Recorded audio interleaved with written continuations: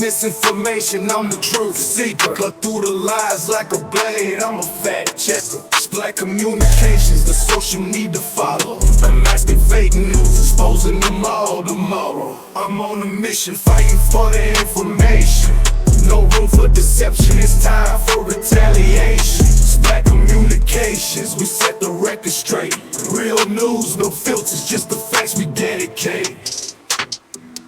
Fake news spreading like an epidemic outbreak, but I won't back down, I'll be the one to make them choke. Black communications, not that relevant until exposing all the lies. Watch it burn in hell.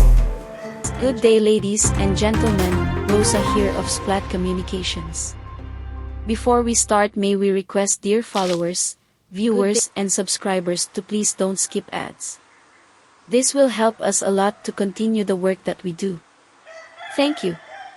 Likewise, may we request those who have not subscribed yet to please do so.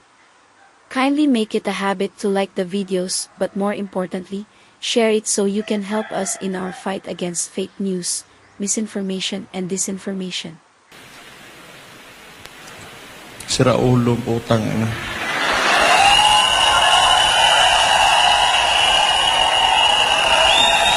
Tingin nyo ba normal yan?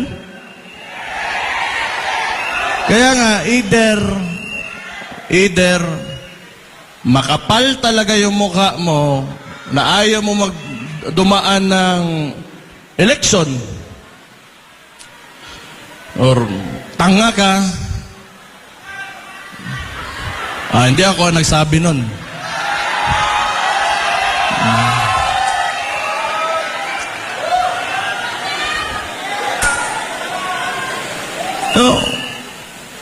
Tapos ngayon, siyempre pumalag yun kami. Good day, ladies and gentlemen, Wina po ito ng Splat Communications.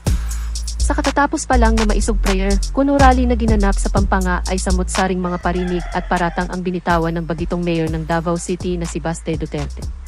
Atin pong bibigyang reaksyon isa-isa ang kanyang mga pahayag laban kay Pangulong Marcos Jr. at sa kanyang administrasyon. Maging ang Senado at Kongreso ay di nakaligtas sa pagtuligsa. Kahit na ang kaalyadong si Senator Bongo ay pinaringgan din. Simulan na po natin. Pinatunayan nyo talaga na ang mga Kapampangan hindi takot at maisog. Siyempre naman, Mayor, utuin mo muna ang crowd.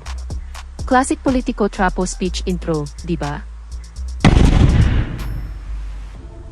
Ito na nga yung sinabi ko, galing pa sa, doon sa simula pa lang, nung paglabas ko sa Leaders Forum ng Akbang ng Maisog. Lahat ito, tayong lahat ngayon, ay kagagawan lamang ng isang tao. And who is responsible kung bakit tayo nandito ngayon, nagsasama-sama at gusto mag-express ng mga sentiments natin. Sinabi ko yan, simula pa lang, wala sanang ganito kung maayos lang yung presidente natin. Teka, Mayor, real talk lang. Saan ba nagsimula yung inyong krusada laban sa administrasyon ni President Marcos Jr.? Maayos ang takbo ng samahan dati. Nagsimula lang yung ingay nyo at lahat ng kaguluhan ng inalisan ng Kongreso ng confidential funds ang DepEd na pinamumunuan ng kapatid mong si VP Sara, diba? Nagulat ako ngayon kasi walang mga dump truck, mga dump truck. Hindi nila kinaya yung mga Kapampangan. Putang ina, tunay na maisog yung Kapampangan. Siyempre, uto pa more to fire up the crowd, diba, Mayor? Di pa ba kayo nakamove on sa mga palpak nyong pag-organize ng rally? Di ba ikaw mismo nagsabi na lahat yun ay spekulasyon lamang? At yan, nagmura ka na naman, magiging magandang ehemplo ka ba sa kabataan? Di ka naman namin masisi kasi ganyan ang kinalakihan mong pananalita. Pumunta kaming Dumaguete, bigla na may mga dump truck. Simple lang naman yung hinihingi namin. Hindi naman siguro lahat ng tao o may tao sa mundong ito na tama lahat ng ang ginagawa. Yung gusto lang natin is the right to express ourselves. Aba Mayor, dyan ka nagkakamali. Merong mga tao ang hindi nagkakamali. Di ba ang pamilya mo ay kailanman hindi nagkakamali? Meron Mayor, meron. Mali ka dyan. Teka, nanghihingi ka ng right and freedom of speech. Tama yan Mayor, garantisado yan sa ating konstitusyon. Pero garantisado rin ang right to life and due process. Nakalimutan mo na ba Mayor ang libo-libong biktima ng extrajudicial killings?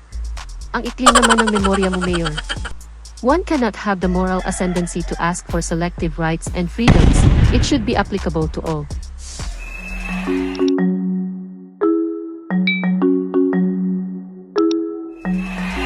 At yun na lang yung hinihingi natin, ayaw pa. Baka ang sunod niyan, hindi na tayo pwedeng huminga. Mayor Baste, may mga kilala akong ganyan na mga expert sa pagpapatigil ng paghinga. Bakit naman ipinapasa sa iba? Ano bang problema talaga ng... It's a very confusing administration, actually, sa totoo lang. Hindi ko maintindihan yung mga kilos o mga ginagawa. Parang ako mayor ako ng Davao. Ako si Sebastian Duterte, yung mga hindi ako kilala ha. Ako yung mayor ng Davao. Ngayon,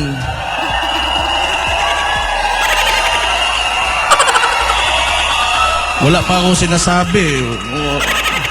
Sandali lang, pagsalitain nyo naman ako. Yung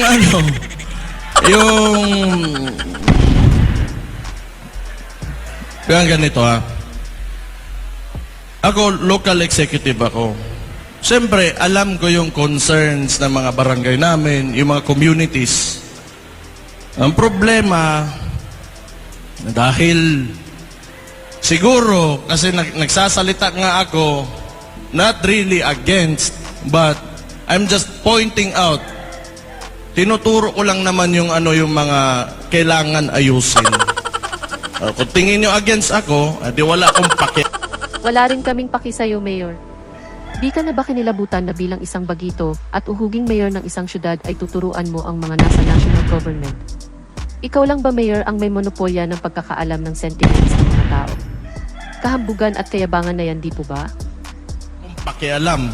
If you take it, negatively. Wala akong pakialam. Pero hindi pwede na hindi tayo magsalita.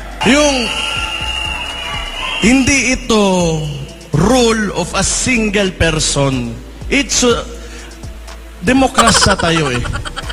It is the rule of the majority. Mayor Baste, real talk. Who are you to speak for the majority? Nakakasiguro ka ba na nasa likod mo at ninyo ang mas nakararaming mga Pilipino? Saan ka humugot ng audacity para i-claim na nasa likod mo at ninyo ang mayorya ng mga Pilipino? Hindi ibig sabihin na kung anong gusto mo mangyari o gawin mo, yun na yung mangyayari dyan. Kailangan mong pakinggan yung boses o yung mga sentimento talaga ng mga tao. And unfortunately now, that is not happening. Wow. Such big words. Sige lang, iyak pa. Real talk. Mayor, yun bang mga hinaing ng mga libo-libong pamilya na namatayan dahil sa mga extra judicial killings ay pinakinggan nyo man lamang ba? Nakiramay ba kayo man lang? Do you think you have the moral ascendancy over anyone here in the country, especially to speak for the majority? Gising-gising din pag may time.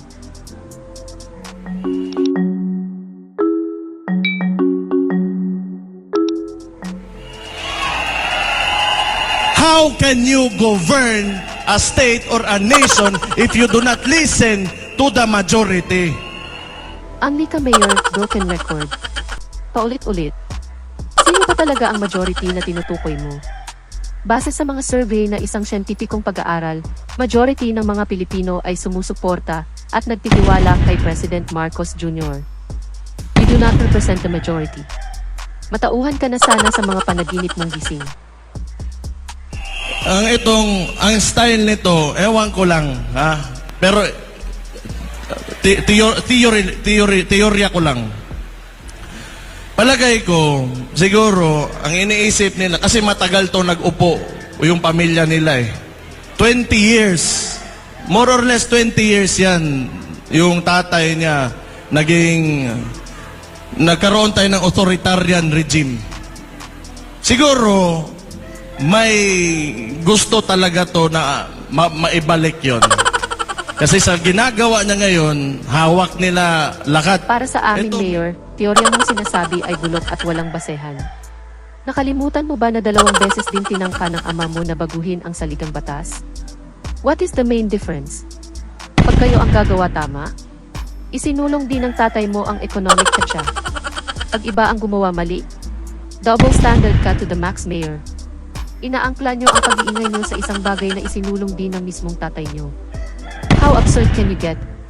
Naman, speaking of authoritarian regime, di ba ganyan din naman noong panahon ng ama mo sa Malacanang? Kilala sa buong mundo ang pagiging isang authoritarian ng tatay mo. What's the difference, Mayor? You, by the way, kontrolado nyo rin lahat ng bagay, di ba? Kaya nga nakatanggap ang unang distrito ng kapatid mong si Pulong ng 51.7 billion pesos na allocation in 3 years noong panahon ng tatay mo, di ba? Who are you to question being in total control when you yourselves experienced that a few years ago only? Ito mainstream media, wala na yan. Wala na yan. Lahat ng formula na ginagawa nila before, they are attempting to do it now. Noon, siguro, 1970s, magagawa mo yan. Walang social media, and you know, mga tao, medyo, hindi, mahirap yung connectivity. O ngayon, sinusubukan na naman nila ulit. Ang gusto niyan, monarkiya. Yung nagsimula talaga yan, yung hakbang ng maisog, pagkatapos nung people's initiative nila. Ako, Mayor, real talk. Mainstream media. Di mo ba natatandaan kung paano na-terrorize at pinapahiya ng tatay mo ang mainstream media? Nakalimutan mo na ba ang ABS-CBN? Ang ikli naman ng memorya mo, Mayor. Bakit kaya? Di mo ba matanggap na kaya iginagalang ng media si Pangulong Marcos Jr. ay dahil wala silang makitang malaking mali na ginagawa gaya ng pagkakamatay ng libo-libong Pilipino na walang saysay? Hinanapan nyo lang ng issue na mapag-aangklahan ang plano nyong pag-ingay at paghihiganti. Ulitin po namin, Mayor, nag-ugat ito lahat sa confidential funds. Aminin nyo man sa aming mga Pilipino o hindi. Wala nang iba. Sa palagay mo ba, Mayor, kung di inalisan ng confidential funds ang kapatid mo ay magpilay kayo ngayon? I don't think so. Monarkiya. Nauunawaan mo ba ang mga sinasabi mo, Mayor? Noong panahon ni dating Pangulong Ferdinand Edralin Marcos ay itinatag niya ang Federal Form of Parliament. Monarkiya ba yan sa bungo mo? Di ba pinangarap din yan gawin ng tatay mo? Naku, iyan ang aming patunay na ang teorya mo ay bulok at walang basehan. Gusto nila ng charter change so that they can perpetuate their position hanggang sa kung kailan nila, hanggang sa mamatay na lang tayong lahat. Ayaw nang bumaba. Talaga bang walang hiya? Na sobrang walang hiya talaga? O tanga?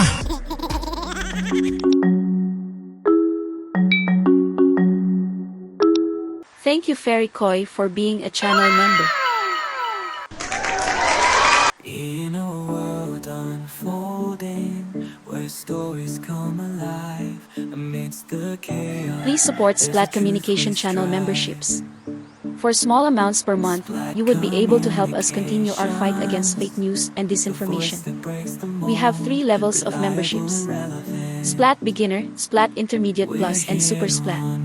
Channel members have the any or all of the following perks: Loyalty Badge, Priority Reply to Messages, Members Only Live Chat, in-video and live video shoutouts, Early Access to Videos, Connecting to Social Media, Free and Discounted Merchandise. Hurry! Please become a channel member now. What can you say? Kindly share your thoughts in the comment section. We hope you enjoyed and learned something today. In behalf of the Splat Communications team, till next time. Stay safe. Rosa out. Bye. Ain't no land of misinformation, I'm the truth seeker. Cut through the lies like a blade, I'm a fact checker. Black communications, the social need to follow. Unmasking fake news, exposing them all tomorrow. I'm on a mission, fighting for the information. No room for deception, it's time for retaliation. Black communications, we set the record straight. Real news, no filters, just the facts we dedicate. Fake news spreading like an epidemic.